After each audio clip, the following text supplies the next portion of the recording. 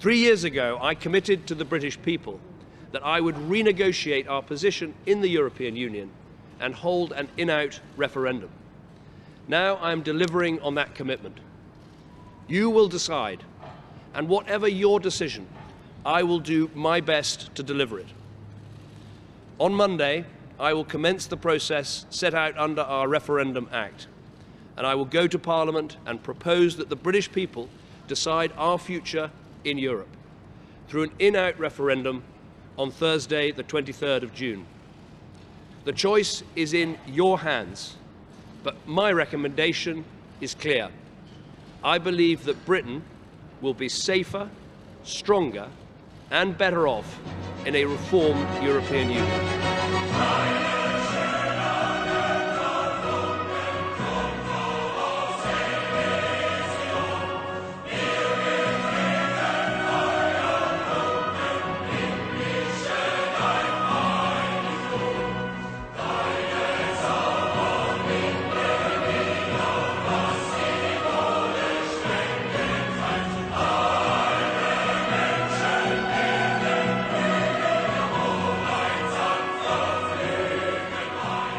Just who the hell do you think you people are?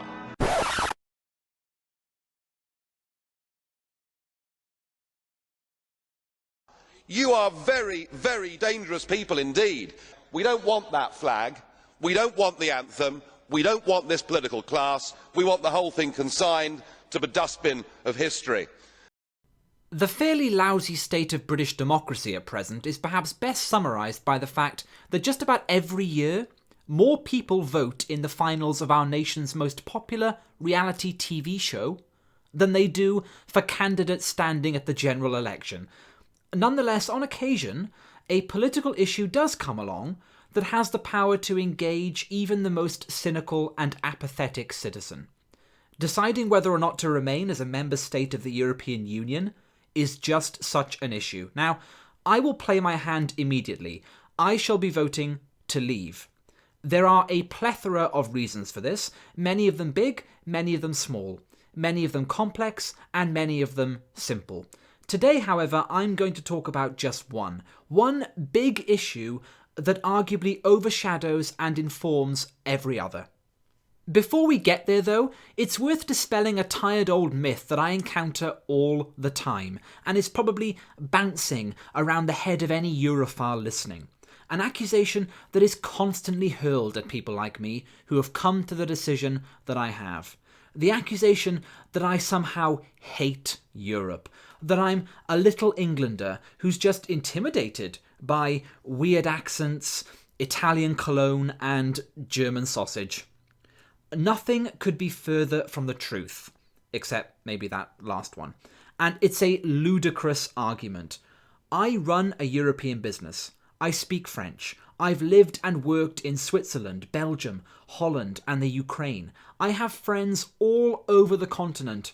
I love Europe. In fact, I'm so pro-Europe that I'm anti-European Union. Britain and every other country entangled in this political spider's web of undemocratic bureaucracy would be better off out of it. The key issue for me is that of sovereignty. The EU nation-states have already lost vast chunks of it, and we're losing more and more every day. When people talk about sovereignty, this is not something that is possessed by politicians. Sovereignty is people's ability, the ability of the public to control their lives and to make sure that the people they elect are able to pass the laws that matter to them. And the trouble is with Europe that is being very greatly eroded, and you're seeing it more and more over employment, over border controls, over human rights, over all sorts of stuff. And you've got a supreme judicial body in the European Court of Justice that projects down on this entire 500 million people territory a single unified judicial order from which there is absolutely no recourse and no comebacks. And in my view, that has been getting out of control. There's too much judicial activism, there's too much legislation coming from the EU. So just how much of British legislation is derived from the EU? The true figure is difficult to calculate. A Eurosceptic campaign group, Business for Britain, put the number at roughly 65%. Some estimates are slightly higher, some are slightly lower, but regardless of the exact amount, it's a lot. The present Secretary of State for Justice, Michael Gove, who is a staunch advocate for a British exit, had the following to say on the topic: "As a minister, I've seen hundreds of new EU rules cross my desk, none of which were requested by the UK Parliament, none of which I or any other British politician could alter in any way, and none of which made us freer, richer, or fairer." That's bad enough, but when you learn about the system that is in place to propose and enforce European legislation, the picture becomes blacker still. Every single directive that comes from the EU is proposed by the unelected European Commission. These are appointed bureaucrats whose name never appears on a single ballot paper. They have the sole right to make law and the sole right to repeal law, and there is nothing we can do in elections, national or European, to change a single European law. We have essentially renounced our democracy. We have lost our sovereignty. And regardless of any opinion you may have pertaining to the advantages or disadvantages of remaining in the EU, that point is indisputable. It is unarguable. Listen to Prime Minister Cameron attempt to answer this and fail miserably. Bear in mind, for those of you who don't know, this is a smart guy. He has an excellent education, has run the country for 6 years, wants to stay in the Union. If anyone can provide a satisfactory response here, it should be him. If Britain were to leave the EU, that might give you a feeling of sovereignty, but you've got to ask yourself, is it real? Would you have the power to help businesses and make sure they weren't discriminated against in Europe? No, you wouldn't. Would you have the power to insist that European countries share with us their border information so we know what terrorists and criminals are doing in Europe? No, you wouldn't. So you have an illusion of sovereignty, but you don't have power. He has had to redefine sovereignty so that it doesn't mean the ability of the people to govern themselves anymore, but the ability of the people to get Europe to cooperate with them? I mean, it's just pathetic.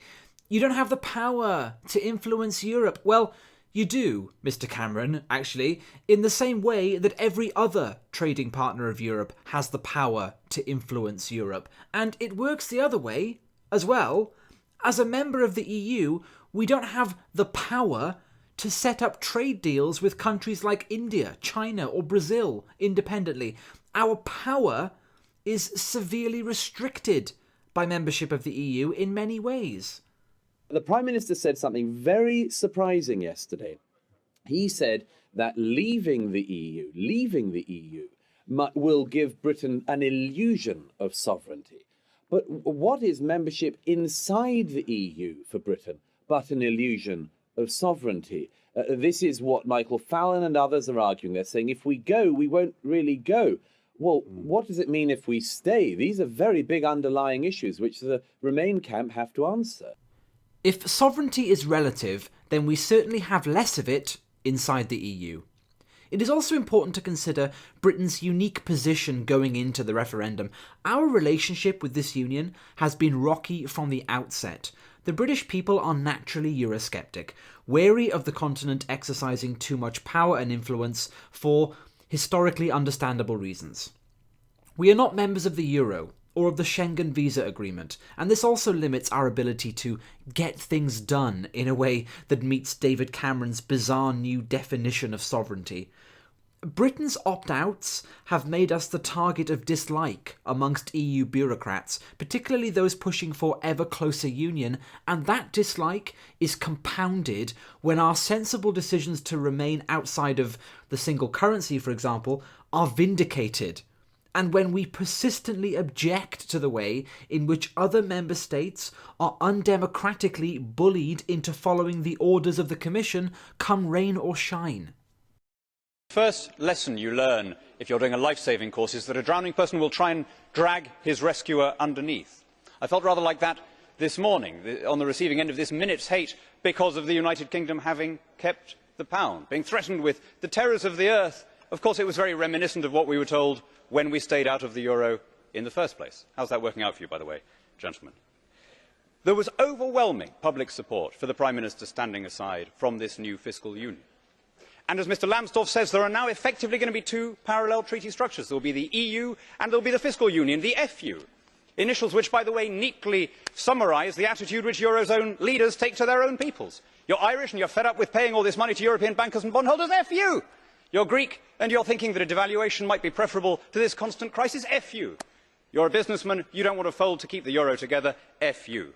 Mr Verhofstadt, with that Olympian authority, born of long banquets and long Euro summits, said that the only possible reason to walk away is if the others will follow you. No, Mr Verhofstadt, there's a better reason to walk away.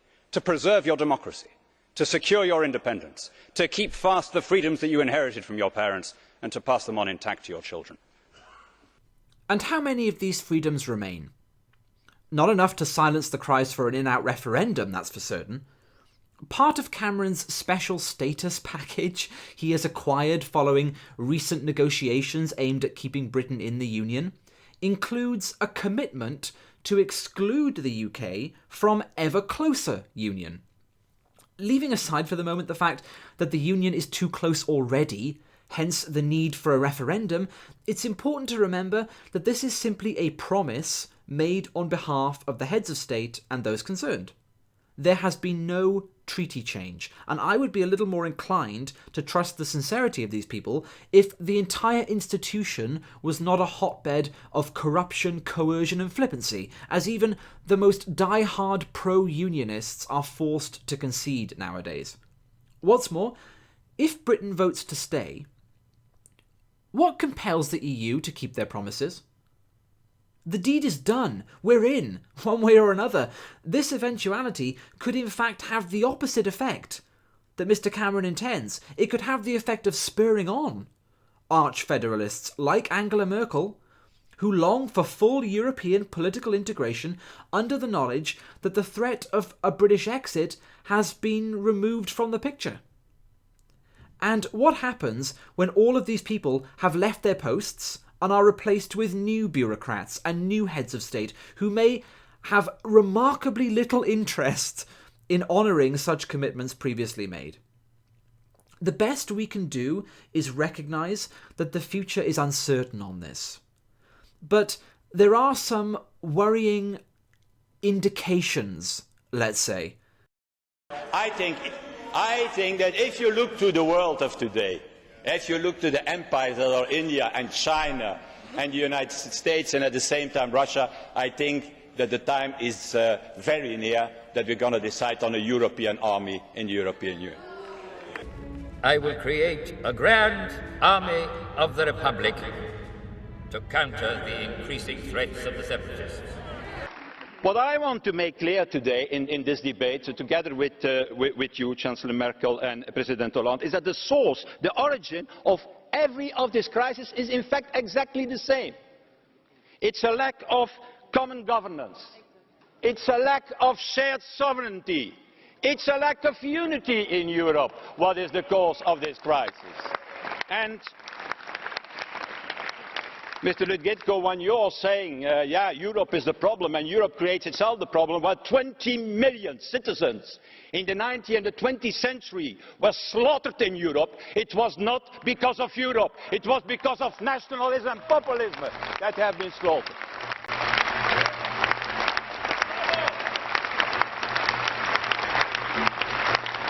In order to ensure the security and continuing stability, the Republic will be reorganized into the first galactic empire for a safe and secure society.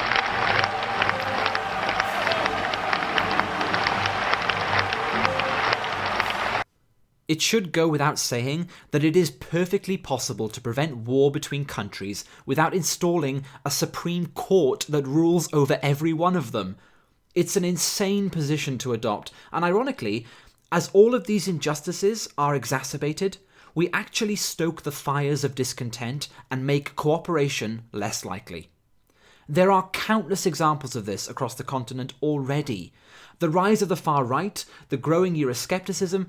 Now, of course, all of this can't be attributed to the EU, but some of it certainly can. Illustrated plainly by the resentment sparked following the abysmal mismanagement of the current refugee crisis. This video is not really about immigration, however, and it's not really about economics, two subjects of vital importance to the debate that I may address someday. And as previously mentioned, it's not about being isolationists. The last thing any of us advocating a British exit want is to turn our backs on Europe. This is another pathetic straw man erected by our opponents. We want desperately to cooperate with Europe. Countries like France and Germany are some of the UK's most important political and economic allies, and that friendship should remain and strengthen over time. What we are objecting to is the bureaucracy, the corruption, the authoritarianism, and the impracticality of a political union that is fanatical in its desire to strip nation-states of their sovereignty and rule them as if the continent were one giant serpent with 28 identical heads. Europe is not the United States. There are deeply ingrained cultural, historical, and legal differences between countries that, in many cases, have every right to be preserved. It is time for the British and every other peoples in Europe to reclaim their democracy and for the citizen to take back a degree of control over their own lives. I'll leave you with prominent Eurosceptic and Conservative MEP Daniel Hannan. He was brought to my attention recently by Sargon of Akkad, and I must have listened to virtually everything this man has ever said at this point. If you want to hear a passionate defence of classical liberty in the modern world, it's damn near impossible to find a more eloquent and intelligent speaker. In this extract, he's addressing an audience in the US, warning against the dangers of a creeping European socialism and the prospects of it making its way across the Atlantic. The DNA running through the chief argument for a British exit from the European Union, as far as I'm concerned, wonderfully summarised here. Ta-ta. No, wait. Cheerio. Why do I come here and tell you these things as an Englishman? Why do I come here and hymn the praises of a republic that was, after all, born out of a popular revolt against the British Crown? Well, I'll tell you. I think we are heirs to a common heritage and a common tradition. And this was something that was very much in the minds of your patriot leaders at the time of the division. They didn't believe that they were dreaming up a set of arbitrary and abstract freedoms from scratch. They saw themselves as part of a tradition that stretched back deep into our past, back through the Glorious Revolution, back through the English Civil War, back even before the Magna Carta, to that folk right of Anglo-Saxon common law. This extraordinary idea that law does not emanate from the government, but that rather the government is subject to a law that comes from the people. That the state is not the source of authority, but that the people are sovereign. That is my country's greatest export, our supreme contribution to the happiness of mankind. The glorious idea that laws ought not to be passed, nor taxes raised, except by elected representatives.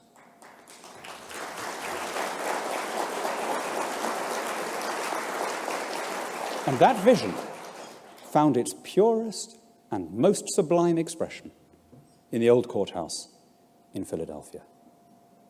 Now, I've seen in the country where this vision was first adumbrated, I've seen what happens when it's put into retreat. As power has passed in my country from Parliament to the standing bureaucracy, and as sovereignty has passed from the British people to the European Union, I've seen what happens when you lose those freedoms. I'm terrified to think that it might be happening here, in the one place I'd always looked to be the secure vessel of liberty. I mentioned that I came here from Northern California yesterday, like some of the people in the audience. And there an irresistible metaphor struck me. There I was where most of the wine in the United States is grown. Of course, those vineyards came from European stock. Originally, they had been, the various varieties of grape had been introduced from French and Italian and Spanish vineyards. Towards the end of the 19th century, there was a plague in Europe, a blight called phylloxera. The vineyards were wiped out.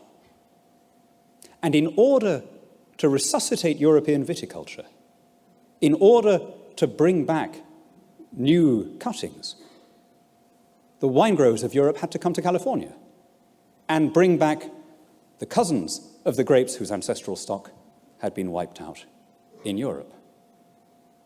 Now, I see something similar. I used to dream of a similar thing happening in politics.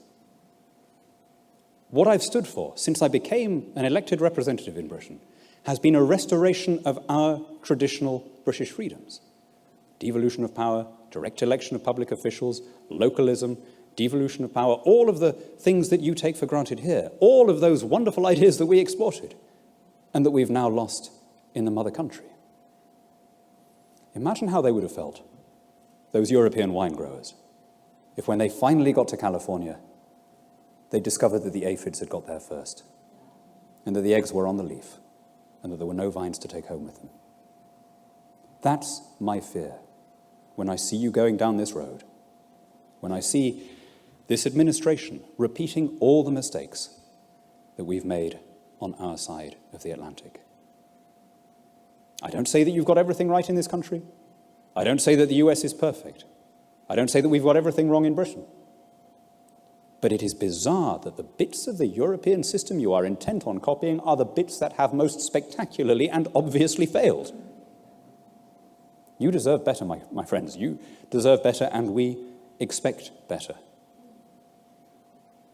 Let me finish by making a plea to you, and I make it as your kinsman and as your friend and as your ally, but also as a common inheritor of that shared patrimony of the English-speaking peoples. Don't repeat our mistake. Cleave fast to the vision of your founders. Treasure the inheritance you have from your parents and pass it on intact to your children.